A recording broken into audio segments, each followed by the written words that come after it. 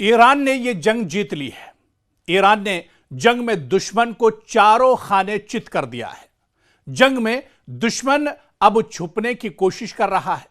America और Israel जंग से भागने की तैयारी कर रहे हैं, पर दुश्मन को अब भागने का रास्ता भी नहीं मिल रहा है। दुश्मन तिलमिला रहा है, दुश्मन बेचैन है। दुनिया अमेरिका और इजराइल की नाकामी देख रही है। सुपर पावर की हवा निकल गई है और इजराइल का हवा खड़ा हो गया है। दरअसल मेरी ये बातें हवा हवाई नहीं है, बल्कि मैं जो कुछ भी कह रहा हूं इसमें 100% सच्चाई है। कुछ भी नमक मिर्च लगाकर मैं बयान नहीं कर रहा हूं। दरअसल ये पूरी हकीकत है इस जंग की कि एक तरफ सुपर पावर और एक तरफ ईरान जैसा निहत्था कमजोर मुल्क, और उसने नाको चने चबवा दिए हैं। ये दरअसल इस जंग की हकीकत है और हकीकत दुनिया के सामने है।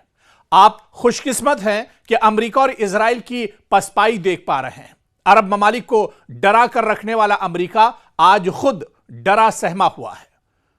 आप बस डोनाल्ड ट्रंप का चेहरा देखिए और डर को महसूस कीजिए। आप नेतन्याहू की बातें सुनिए और खौफ का अंदाजा कीजिए। दरअसल अब ऊंट पहाड़ के नीचे आया है और इसे ही कहते हैं कि 100 सुनार की एक लोहार की। अमेरिका इजराइल की सिट्टी पिट्टी गुल हो गई है इस जंग में। दोनों नाको चने चबाने पर मजबूर हैं। दरअसल अब ईरान इस जंग में शेर नहीं बल्कि सवा शेर नजर आ रहा है और ईरान ने हर सतह पर अमेरिका और इजराइल की बखिया उधेड़ दी है। वक्त ने एक अजीब मंजर को दिखाना शुरू कर दिया है।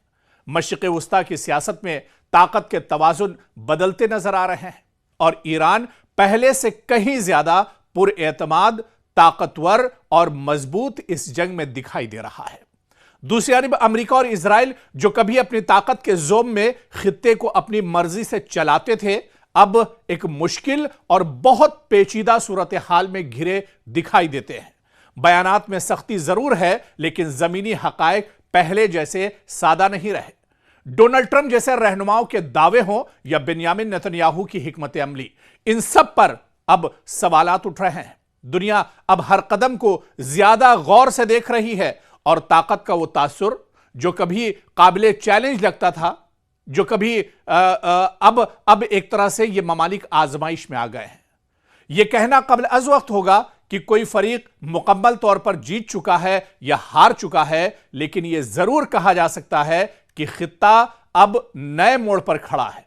हम बात मशरिक़ वुस्ता की कर रहे हैं कि मशरिक़ वुस्ता अब इस जंग को लेकर एक तरह से एक नए मोड़ पर खड़ा है। कभी मशरिक़ वुस्ता के इन ममालिक ने, कभी अरब ममालिक के शेखों ने यह नहीं सोचा था कि उनके ऐश परस्त जिंदगी में इस तरह के भी हालात आएंगे। उन्होंने अपनी हिफाजत दरअसल अल्लाह को छोड़कर अमेरिका के हवाले कर दी थी।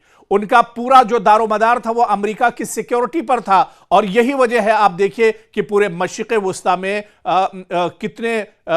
जितने भी अरब ममालिक हैं वहां पर एक तरह से अमेरिका के एयरबेस थे।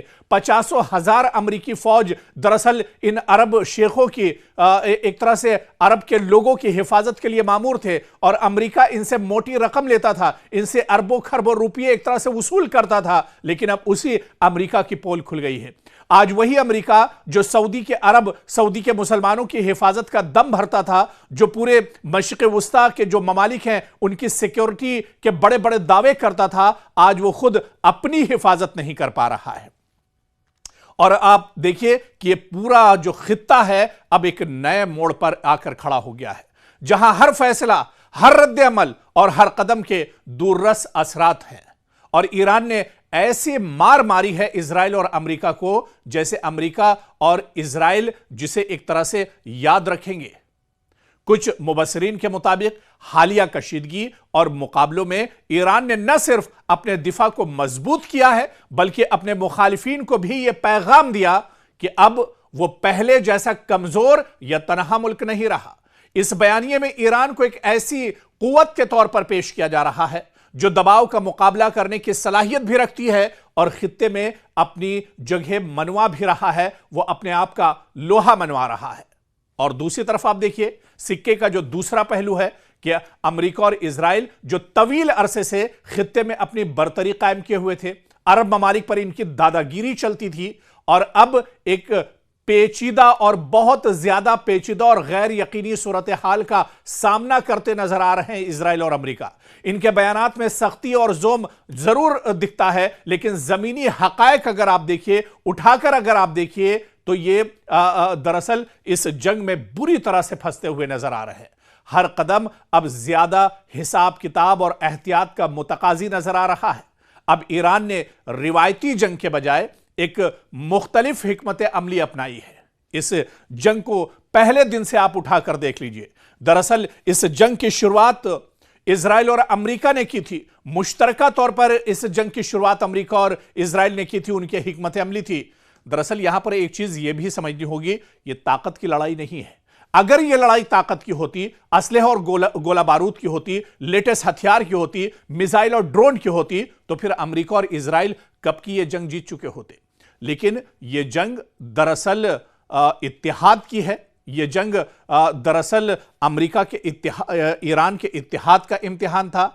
ईरान की रूहानियत जो थी उसका इम्तिहान था इस जंग में। और इसके अलावा फिर यह पूरी जंग, जिस तरह से इजराइल और अमेरिका इस जंग में डटे हुए हैं और जो झूठ इस जंग को लेकर गढ़ा जा रहा है, जो प्रोपेगेंडा दरअसल किया जा रहा है, दरअसल ये तमाम चीजें इस जंग के पीछे नहीं।